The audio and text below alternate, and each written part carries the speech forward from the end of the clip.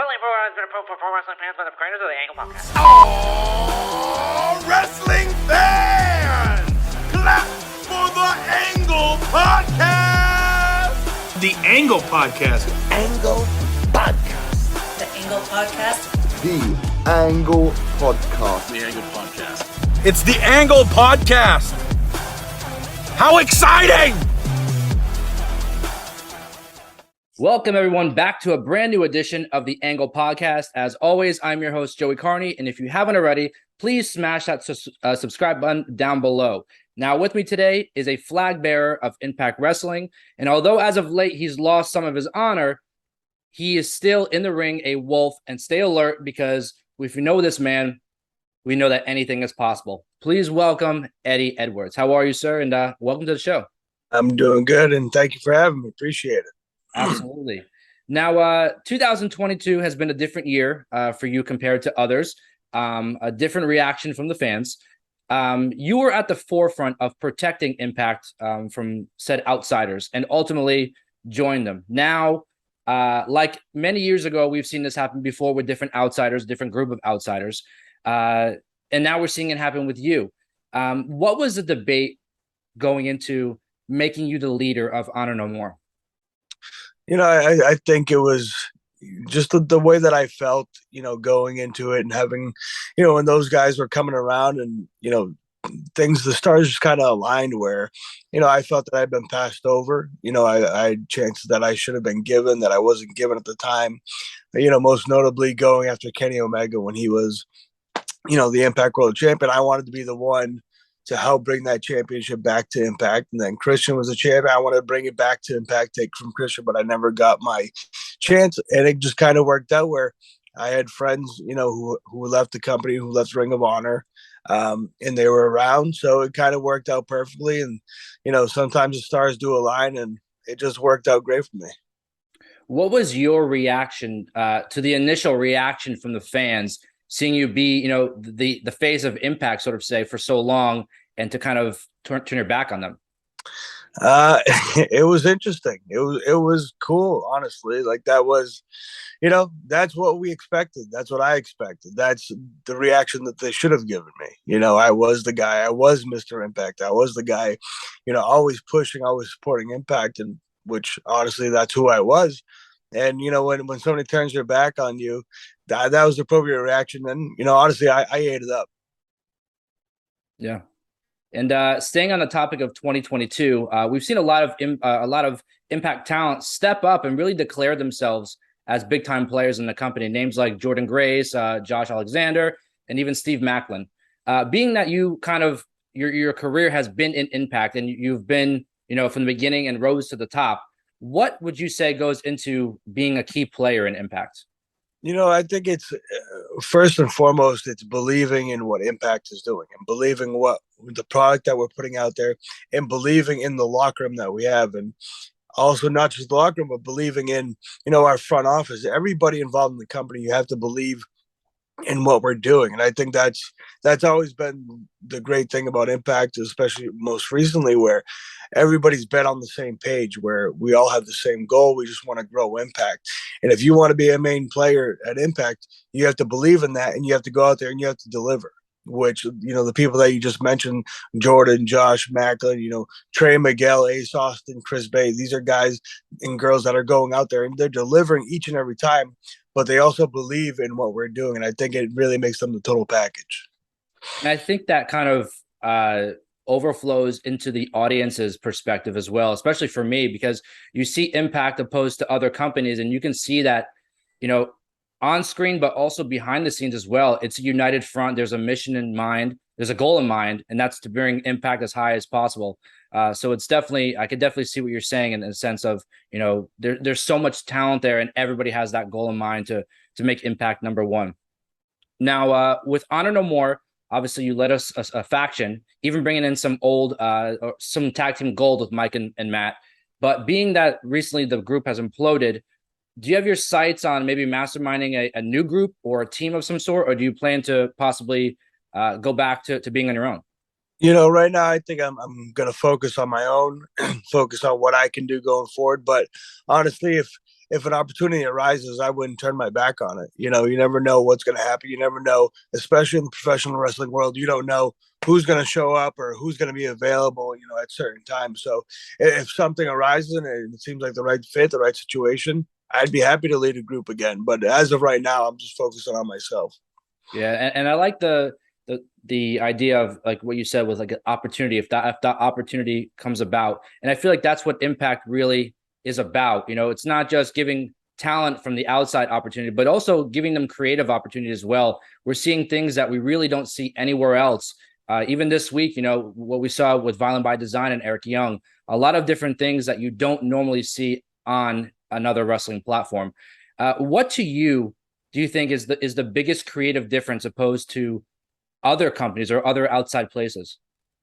You know, for me, I can't speak really to what goes on in the other companies because I haven't been there. But for myself, and you know, speaking to the guys and girls who come through Impact who have been other places, for me, it's definitely the creative freedom. You know, you have a lot of freedom here at Impact where, you know, if you have an idea, you pitch it. And, you know, there's a good chance that it might get picked up and they might run with it. And of course, not every idea is a home run or, you know, they might not do every idea that you pitch, but the fact that they're open to the ideas or, you know, it's always a team effort where you're trying to, like I said, we're all trying to do the best thing we can. So if we're all working together and we say it's Honor No More, we have this group of people who have different ideas and everybody has something they want to do, but everybody would listen to each other and we would pitch it, you know, to the office, to production and stuff like that. And that's how you come up with the best ideas and the best, you know, the best look, the best shoots, the best matches. That's how you do it, by working together. And I think that freedom, you can really see it.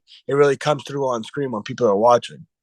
Yeah, and at one point it was said that Eddie Edwards and Sami Callihan were the heart and soul of Impact Wrestling, and I still believe that to this day. But do you believe that this is still true? And what about your chemistry with Sami stood out amongst the other stories or the other feuds that you had? Me and Sammy, you know, we've known each other for a long time, and we always had the same mentality. You know, we've always, again, you know, talk about believing in what we're doing, but we were, you know, the flag bearers. We would have conversations, you know, outside of work, outside of wrestling, where what can we do for Impact? What does Impact need to do? What, you know, we were always trying to help, you know, the locker room and help the company in general. And we always really took pride and still do take pride in what we are doing. That's outside the ring. And inside the ring, me and Sammy are pretty similar as well, where we want to go out there, we're going to put on the best match that we can, and you know, we'll do some crazy stuff, but we also trust each other to go out there and put each other's lives in each other's hands. Now, I know this phrase has been thrown around so many times over the last couple of years, but the idea of a forbidden door, sort of say, and that Impact is kind of the forbidden door in the land of opportunity, like we spoke about. We've seen other people come in, like you said before, Kenny Omega, people from other companies, Ring of Honor coming in. What are your thoughts? Because at first we talked about with Honor No More, you joined them and you said that it was because you missed out on those opportunities to bring the title back. What's your idea of seeing that talent come in and kind of take that place? You know, if it's kind of the theme of this conversation where if somebody comes in, no matter who it is, no matter from whatever company it is, as long as you're coming in because you want to come in and you want to be a part of Impact, then come on in. Let's see what you got. But if you're coming in just because you have to, or you're coming in for a payday, we don't, you know, Impact doesn't need that. That's not what we want. That's not who we want in the locker room, because that will mess with the chemistry. The chemistry of the locker room is that we all believe in what we're doing.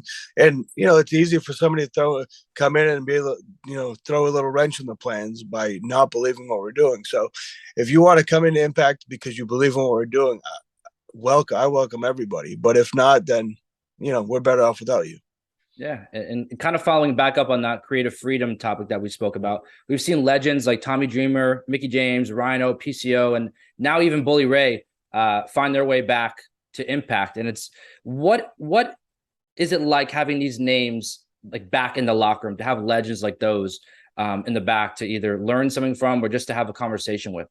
Yeah, you know, you can learn from everybody that comes in, which is the great thing, especially the legends who come back, who have gone elsewhere, who have been doing it for so long. But to be able to watch them, you know, take pride in what they're doing, it boosts. It's a nice boost to the morale to see that guys and girls do want to come back to Impact, and they still want to go out there. They still want to give their best. So to watch Bully Ray come back and cut the promos that he's cutting and doing the angles that he's doing, it's inspiring, really. So it's always nice to see people come in and give their all for Impact, and then it's nice to be able to pull them aside and ask, what did they think about what we did, what I did, what the rest of the locker room did. It's just it really lifts the spirits of the locker room.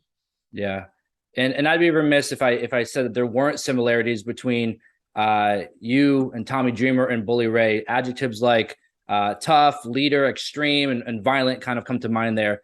And there is some opportunity to do something special there if that was to ever come about. How would you go about a story with either Tommy Dreamer or a Bully Ray? For me and Tommy, we are friends, outside of wrestling as well. And he is like the crazy uncle, crazy stepdad type of character. And he's really done a lot for me in my career. So I think that the story of, sensei, student type of thing, teacher versus, student, would always be a story that me and Tommy could do. And also, me and Bully, when me and Davey came into Impact to TNA, we were wrestling Team 3D. So we have a lot of history there where, we won the tag titles and, matches with Team 3 and the Hardys. So I think that story also kind of writes itself. The great thing about wrestling is you can find a story anywhere you look if you just look hard enough. And I think it would be easy to find the story between me and Tommy and me and Bully as well. And there's always this big topic amongst wrestling fans in general when legends like Bully Ray or even Tommy Dreamer come back to a company, that these legends are coming in and their job, sort of say, is to put over the younger talent to help build, grow. And like I said, there's always a debate with that, whether it happens or it doesn't happen. But in Impact specifically, we see it happen a lot, where they come in and they help build the next generation. We're seeing it done right now with Bully Ray and Josh Alexander. What's your opinion on that, I guess, topic? Yeah, I think as long as it's the right situation, as long as it's not forced one way or the other, if, just to come in and, and to put somebody over and help a young guy get a win, sure, that's great. But if you can tell the story, you can build it where it really means something in the end. That is so much bigger than just coming in and losing or putting somebody over. I think it can be done the right way, one way or the other. And I don't think every situation isn't the same. So not every time a legend comes in, do they have to put somebody over? It's not always the right story. But if it's the right story and, it adds up correctly, then I say go for it. And in upcoming weeks, or in the upcoming months, we could say now, it's almost the end of 2022 already. It's crazy. Hard to Kill is Friday, January 13th, 2023 in Atlanta, Georgia. And for those listening and watching, you can go to impactwrestling.com to get tickets for that. And it will be about a year or so, actually a year to the show that you join Honor No More. Now, this pay-per-view kind of seems fitting because the latest direction that it seems that you're pointing in is with PCO, who, after what we've seen on Impact the last couple of weeks, seems hard to kill. The pun intended there. What's it like working with PCO and seeing what he can do with his body at this stage in his career? Because it's incredible. Yeah. You talk about legends, PCO, he is one of those legends. And, honestly, it's inspiring, to see what he's capable of, the level that he's been performing at for, 30 plus years at this point, whatever it is. He's been going out there, he's been performing at the top level. And like you said, the things that he does, is as cringeworthy as it can be at times, it's amazing. The fact that, again, we talk about pride, taking pride in what you do. That's a man who takes pride in what he does because he wants to go out there and he wants to put on the best show possible. And PCO will do that each and every time. So it's been pretty awe-inspiring to watch him do what he does. Yeah. And I'm sure you get these questions a lot, and I try to steer away from those questions that people are always asked all the time. But the Wolves are obviously one of the greatest tag teams to ever compete in Impact. And we've seen, reunions here and there over time, but a reunion in Impact, I think, is something that the fans are really, really missing. Is that something that we could potentially see in 2023? Is that something that you would be looking forward to if it would ever, come about? Yeah, me and Davey, we're friends, of course, and we do some indie matches here and there together. And in the professional wrestling world, you never say never, so you don't know what's going to happen. I'd be more than open to it. Like you said, I think people would like to see it. I think me and Davey, we'd like to do it at some point. So who knows what happens down the road? Maybe it happens, maybe it doesn't, but I wouldn't be opposed to it. And staying on that topic of the Wolves, tag team wrestling seems to be really making, in a lot of ways, a comeback where it's being taken seriously, or more so than it was before in recent years. And the Wolves being, having a reunion in Impact, there are so many top level tag teams in Impact, but also outside of Impact. If you had to choose one tag team to compete against with Davey and the Wolves, is there a name that comes to mind at all? And the Motor City Machine Guns, that's an easy one. That first and foremost, especially if we're to do it to Impact, at Impact, it would be them. Of course. And for all the fans listening and watching right now, where could they go find more from Eddie Edwards? Where could they follow you and see what you're doing? All the great things you're doing in Impact. I'm on Twitter at the Eddie Edwards, but more importantly, you can check out anything that I've done for TNA and Impact or Impact on Impact Plus, Impact Insiders, Impact on YouTube, and also Impact is now on DAZN as well. So we're a little bit here, we're a little bit there, but we're everywhere. So follow us and check it out. Of course. Eddie, I want to thank you for your time today and also for your contributions really to Impact over the years, because it's without people like you that Impact doesn't last this long. And it's important, I think, to give, the flowers while we can. So I do appreciate your time and the things you've done so far. Thank you very much, man. I appreciate you saying that. Thank you.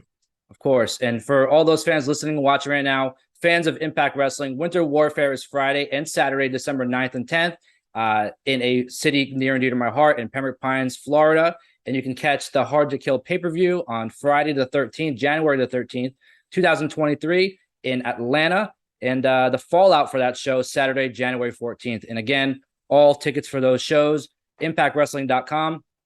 Eddie Edwards, again, thank you for your time. And hopefully we could do this again down the road. Please. Thank you, man. Appreciate it. And before you go, please subscribe to binge more content right here on the Angle Podcast. Thanks for watching.